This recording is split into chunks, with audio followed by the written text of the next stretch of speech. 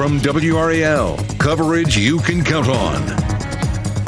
Breaking news right now at 4:30. Intersection shut down. A Durham intersection could be closed for hours after a deadly crash. We're taking you live to the scene in just moments. And it's another crisp start this morning. We're starting in the 40s in a few places. We'll talk about how warm it will get as we get through the weekend. And Rocky Mount financial crisis. The documents that now show city leaders knew about issues for years. Welcome in on your Friday morning. A lot to get to. I'm Michelle McConaughey. Thanks for joining us. Another cool start to our morning. Meteorologist Elizabeth Gardner and the WRAL Severe Weather Center. Another taste of fall this morning. Oh, it feels so nice out there, nice and crisp. A little bit cooler, most likely, than what we saw yesterday. We may see more towns dropping into the 40s this morning. We take a live look at Fitton in Cary, and it's a beautiful start. 52 degrees in the Triangle, but our dew point has dropped down to 49. Of course, this is a measure of moisture in the atmosphere, but it's also a sign of how low our temperatures could go. Right now, we could see temperatures dropping all the way down to 49. We can't drop any lower than the dew point, but the dew point itself can drop. So looking potentially at more 40s on the map this morning. Right now, it's 46 in Roxborough, 49 in South Hill, 52 in Fayetteville and in Goldsboro. We'll take a look at our temperatures as we get through the day. Expect 50s all the way until 10 a.m. and then 71 at lunchtime and 75 for our high temperature. Of course, both Umberto and Imelda have fizzled out, but there are two other areas that we're watching for a small chance of development in the tropics. We'll take a look at the details. All right, thanks, Elizabeth. Breaking news in Durham, where a deadly crash has closed a busy intersection for hours. The crash happened at NC 55 and Riddle Road. The area could be closed through the morning commute. WRAL's Kelsey Coffey is live at the scene to show us what's happening there, Kelsey. Yes, Michelle, one person is dead after a chase led to a crash here on NC 55 and Riddle Road. So you can see that we're at one of the areas where the road is closed. This here is the intersection of Riddle Road and South Austin Avenue. And the intersection closed late last night and likely won't reopen for hours. Check out this video from the WRAL Breaking News Tracker showing you the aftermath of the crash. A car and truck crashed around 11:30 last night, according to State Highway Patrol. SHP says Durham County Sheriff's deputies were involved in a chase before the vehicles collided. The Durham County Sheriff's Office is investigating the chase. Duke Energy is working to replace utility lines that were damaged during the crash, and a city crew has been requested to replace several traffic lights that were damaged. So we're working to find out the name of the person who died, as well as what led up to the chase, and we're also working to find out when this road would reopen, and this likely would last throughout the morning commute. Kelsey Coffey, WRAL News, live in Durham. And new this morning, we've learned of a fire near Zinc House Winery in Durham. Authorities say this happened around 3 o'clock this morning. Flames from an outdoor fire pit spread to the pergola over it. The WRAL Breaking News Tracker was on scene and spoke to people who said it happened at the winery owner's home. Fortunately, there was no damage to the main house. And right now, Raleigh police are investigating after a shooting left somebody seriously hurt. This is video from the WRAL Breaking News Tracker on Green Lantern Street around 11 o'clock last night. Our crew on scene saw a dozen RPD cruisers and the neighborhood completely blocked off with crime scene tape. Officials tell us one person was taken to the hospital with serious injuries. They say they have not arrested a suspect and do not have a person of interest. We have reached out for more information on what led to this shooting. Well, we're learning state and city leaders in Rocky Mount have known about financial challenges in the city for years. The city needs to find $30 million in the next 10 months. Documents obtained by WRAL show city leaders not only knew about the crisis and other issues, but also acknowledged those issues to the state. Since 2022, the state treasurer's office has sent Rocky Mount officials what's called financial performance indicators of concern. In 2022, the operating net income was in the red. They got deeper and deeper in the red in 2023 and 2024, drawing from a fund balance to help balance its budget. The state sent these findings to the city, which it responded with a plan of action. Last night, the city held several community meetings to answer the public's questions, and some say they feel like they're paying for the city's mistake. I want to find out what's going on, what happened from the horse's mouth as opposed to hearsay, and then what the plans are for the future. Doesn't paint a good picture. as to what our elected officials are supposed to do. Council members says now it's time to look forward. Residents say they walked out with mixed emotions, but they're hoping for better. Happening today, the woman now facing charges in connection to a child's drowning in Fayetteville is expected to go before a judge. Melissa Ortiz Feeks is charged with 3 counts of providing child care without a license. Officials say this all started at a home on Lockerbie Court back on September 5th when they responded to a call about a child drowning. A 2-year-old girl later died at the hospital, and through their investigation, Fayetteville police determined the home was being used as an unofficial daycare. Governor Josh Stein has until the end of the day tomorrow to decide on what to do with a sweeping crime bill. The bill would provide more money for prosecutors in Charlotte and eliminate cashless bail. The GOP authored crime bill was crafted in response to the deadly Charlotte stabbing of Irina Zarutska back in August. If Stein does not sign or veto it today, it will become law without his signature. Well, today is the last day UNC has to reinstate a professor placed on leave, or the university could face a lawsuit. The ACLU sent a letter to UNC demanding the university to reinstate Dwayne Dixon. A rally supporting him was held on Wednesday, 2 days after the university placed him on administrative leave. UNC says this was due to concerns about his, quote, alleged advocacy of politically motivated violence. The ACLU calls this a violation of Dixon's First Amendment rights. The organization has demanded Dixon's reinstatement by 5 p.m. today. We've reached out to UNC for an update and their response to the ACLU's letter. We have not heard back. Only on WRAL, we are hearing from friends of a Person County woman who died from domestic violence.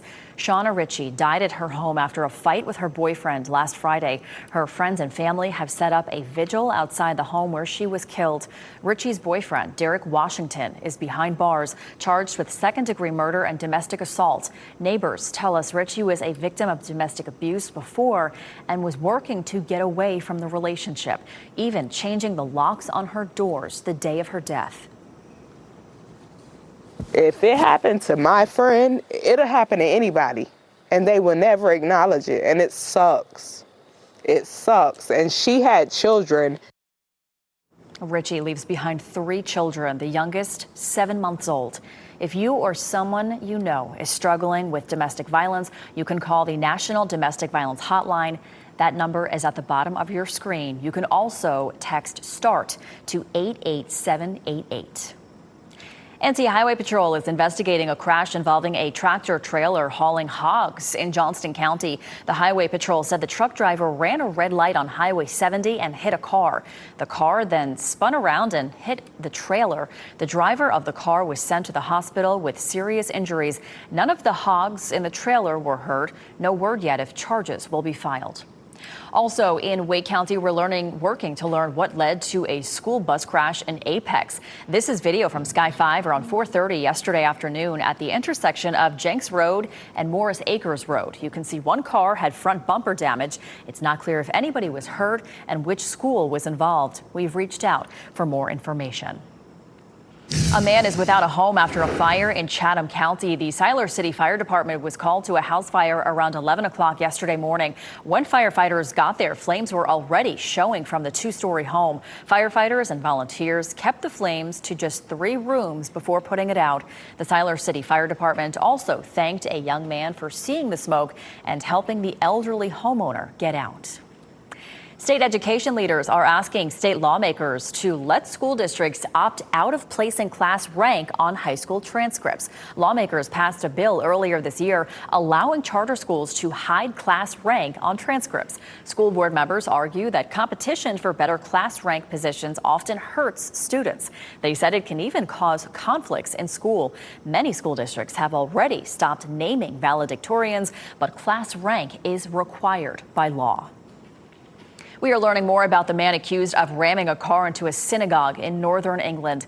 British officials say Jihad al-Shami entered the UK as a child and was granted citizenship in 2006. He's accused of driving into a crowd of people on the holiest day of the Jewish calendar, then getting out and stabbing people before officers shot him.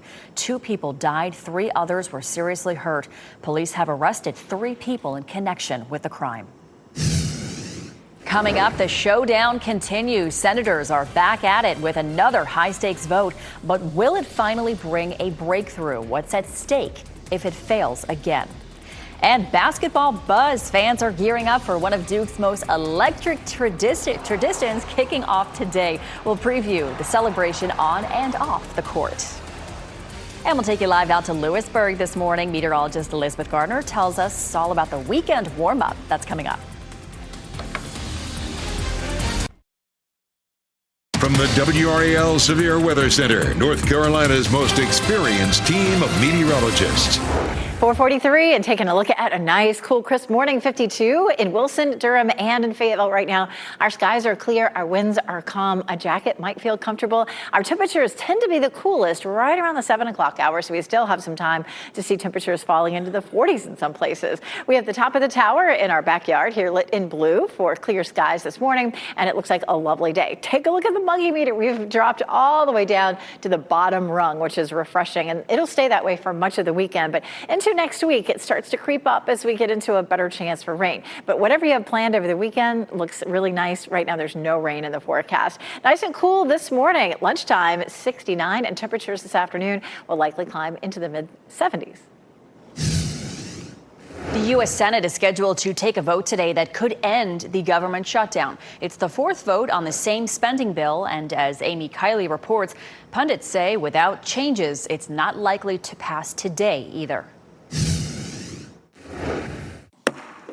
Today, the Senate is voting on the same GOP funding bill that already failed 3 times. Democrats are expected to block it once again. We haven't wanted to negotiate. We just want to keep the government open. We are ready. We are willing. We are able to sit down with anyone, anytime, any place. Senate Majority Leader John Thune says he's considering a talk with Senate Minority Leader Chuck Schumer. In the meantime, if today's vote fails, Thune says he'll hold another one Monday on that same funding bill. We are asking Democrats to do nothing more than pass a clean, nonpartisan bill to fund the government for a few more weeks so that we can get back to bipartisan appropriations work. Democrats say they don't want to keep voting on the same legislation. They want to negotiate changes. They say their primary goal is to stop health care premiums from going up for people on Obamacare. Enact a spending agreement that actually meets the needs of the American people while at the same time addressing the Republican health care crisis. Meanwhile, the White House says President Donald Trump plans to fire thousands of federal workers during the shutdown. 2 officials say that could start today or this weekend. We're going to look at agencies that don't align with the administration's values that we feel are a waste of the taxpayer dollar. I'm Amy Kiley reporting.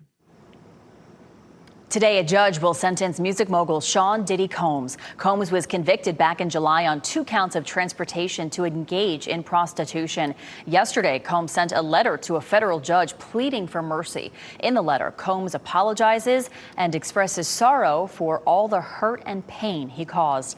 In part, he wrote, "I lost my way. I got lost in my journey, lost in the drugs and the excess. My downfall was rooted in my selfishness." Combs was acquitted of the most serious counts, including racketeering, conspiracy, and sex trafficking. Prosecutors are asking for 11 years in prison, while Combs' attorneys are asking for 14 months. His sentencing hearing is scheduled for 9:30 this morning. Well, this morning, Swifties are celebrating the release of Life of a Showgirl.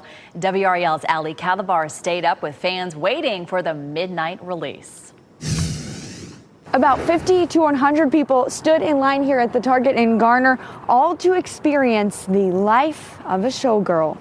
We got here at 9:30. Swifties stood in line for about 3 hours to secure a special edition vinyl or CD of the album. The Life of a Showgirl is Swift's 12th album.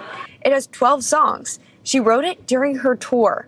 Longtime Swiftie Haley Mays says she's excited to enter this next era with Swift.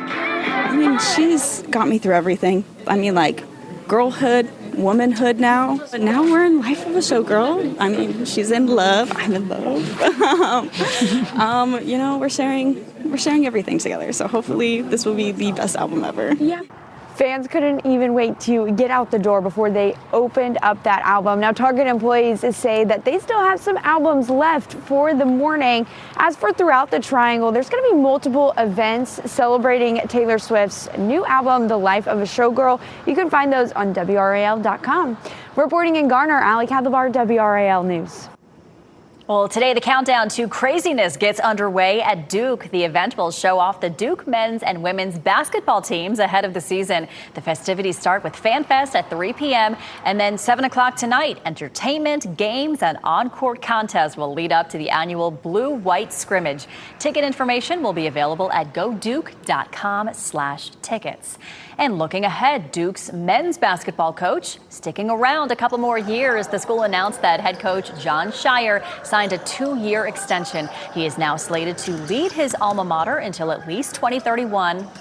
And Shire took over 3 years ago after legendary coach Mike Krzyzewski retired. The Blue Devils made their first Final Four under Shire last season. So I think a lot of people are going to be happy that he is sticking around.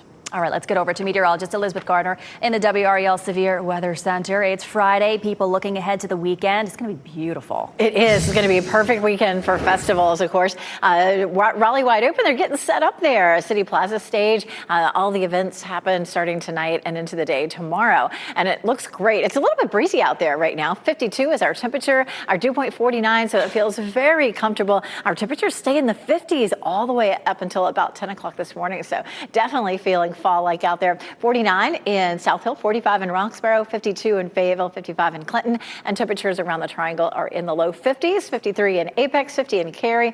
It is 49 there in Chapel Hill, 54 in Garner, 51 in Holly Springs. So it feels great out there, nice and crisp. A little breezy this afternoon. Our wind is still coming out of the northeast, so that's a nice, dry, cool air mass, and it'll be a bit breezy this afternoon. 75 in Raleigh, 74 Durham, 79 in Fayetteville. Those temperatures are close to, but just a touch below normal. So you can see the blue shaded area. This is where temperatures are below normal. It's not way below normal, but we're looking at just lovely conditions. And then temperatures begin to climb. 57 is our normal low. We're up above that as we get into next week. The pattern's going to shift a little bit. It'll be a little bit warmer, a little bit more humid, and a better chance of rain by the middle of next week. 78 is our normal high. It's going to be really either side of that over the weekend, and then in the low 80s Sunday, Monday, and Tuesday. Watch that muggy meter go up also Monday and Tuesday. I mean, we're not talking about tropical, but it'll just have a slightly different feel to the air. Football Friday is going to feel great, though. Game time temperatures will be in the low 70s, dropping into the 60s. So grab your team sweatshirt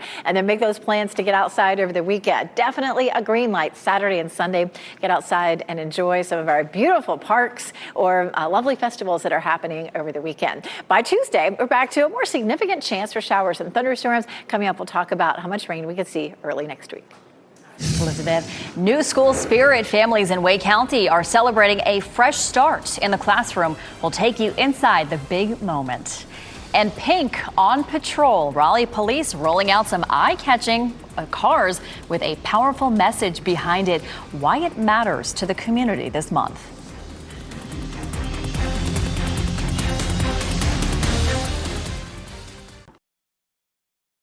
Wake County Schools celebrated the opening of its newest elementary school yesterday. A ribbon cutting was held for Pleasant Plains Elementary in Apex. The superintendent, a couple board members, and the Apex mayor were all there. The school has a capacity of 716 students. It opened with students for the first time this August. K-pop Demon Hunters fans can take on evil with their favorite characters, and Charlotte's Web gets introduced to a new generation. Rick Damigella has more in the Hollywood Minute. So sweet, so easy on the eyes, but hideous on the inside. K-pop Demon Hunters gets interactive. Characters from the hit animated film have been added to the popular video game Fortnite. Fans can now fight evil alongside the members of Huntrix and create their own games based on the movie. The new Demon Rush mode is available through November 1st. My name is Wilbur. What is your name? My name is Charlotte. A respun Charlotte's Web. The beloved children's story has been adapted into a new animated series. The classic farm animals are voiced by an all-star cast that includes Amy Adams, Jean Smart, and Cynthia Erivo. All 3 episodes are now available to stream on HBO Max. Let my faith endure. Nicolas Cage's terrifying take on a classic story. The actor plays Joseph in The Carpenter's Son. The biblical horror flick follows the parents of Jesus as they try protecting him from demonic forces. Moviegoers will see how Cage fares when the film comes to theaters on November 14th. In Hollywood, I'm Rick Damigella. The Raleigh Police Department unveiled its newest way to show support in the fight against breast cancer. The department will have a pink police cruiser on patrol for the rest of the month. Pink is the official color of breast cancer awareness, and October is Breast Cancer Awareness Month. Health leaders joined the Raleigh Police for the announcement to encourage regular screenings. It is so important to do that. Just ahead at 5, at least one person dead after a crash shutting down a Durham intersection. This is a live look at that scene right now. Why crews say it may take more than 12 hours to reopen. Plus, the new album is here. Taylor Swift's new album, Life of a Showgirl, released just about 5 hours ago. We are looking at some of the watch parties leading up to the highly anticipated launch. And cutting crime, how officers plan to work with people living in the community to make Johnston County safer.